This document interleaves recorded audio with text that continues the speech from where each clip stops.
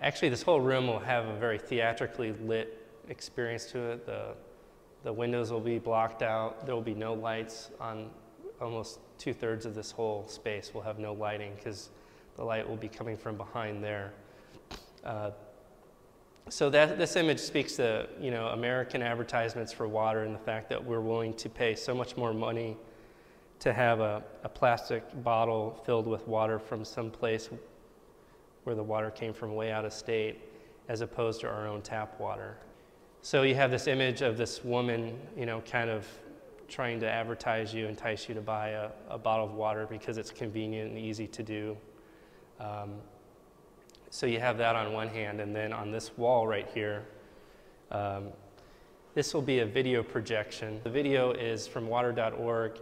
It basically follows a woman in real time in this Ethiopian village, and it's from the time she gets up in the morning, and we follow her, and there's no audio. It's just a couple occasional little graphics with statistics and things about her village and things that happen. So you're basically you're in the presence of them and what they're doing, and it just follows them on their journey to get water. On average, the typical woman has to walk 3 miles one way just to get some source of water, and that water is typically dirty, and they often have to walk twice a day to do that, and that's for their survival, for their water. So it's sort of this contrast that I'm trying to create here, sort of the powerless nature, the lack of power that the women have here versus you know, the convenience and the ability to just have something at will. You know, it's just accessible, very easy. Underneath the ground of western Nebraska, western Kansas, Oklahoma, Texas, Dakotas, is the largest aquifer in the United States, and it's being depleted at a rate faster than it's being recharged. And it's been taken for granted. At one time, people calculated that it was sort of a limitless supply, you know, and but as science has improved, they've realized that no, it's actually, the further south you go, it's dropping by a number of feet every decade.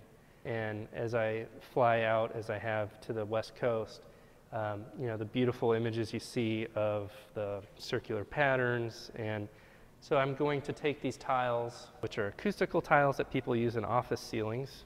I cut them into these tiles, and I'm going to stencil a circle, all various tones of green, and there'll be subsections, almost like a pie chart, as you see in this. Some of them are divided into different types of crop.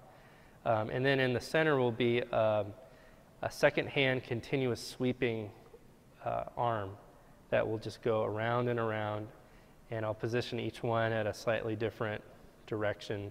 So they'll all be going at different, you know, movements. And so you won't necessarily realize that experience of it until you actually get up into the tower. And I kind of purposely built this so that it was at a general average eye level view, so that you have this sort of, again, almost like the driving experience from the land level. And then as you get up in the tower, it's more of the bird's eye view from overhead. Toward the end, I think there'll be some things that students can help me sort of finish off the show with, which will be nice if I can involve some students. I think that's always, as a student, I always enjoyed having artists to do projects with. You know, a lot of art, traditionally, something on a wall, you stand in front of it, look at it. A sculpture, sure it's in the space, but it's pretty much kind of like here. What I feel like I'm trying to create with this show is more of a, say, theatrical experience, something that kind of brings you into an environment that's more than just a gallery. These are issues that surround us, and it's easy, whether it's, you know, I was a student here at Creighton. I understand what it can be like to get lost in your world of studies, and it can be a bubble like any other environment that anybody's in anybody's daily work. You can have your job and you can have your home, and those are two bubbles that you just don't live outside of. And sometimes you need somebody else to sort of just put forth some things to you that maybe you're just completely unaware of.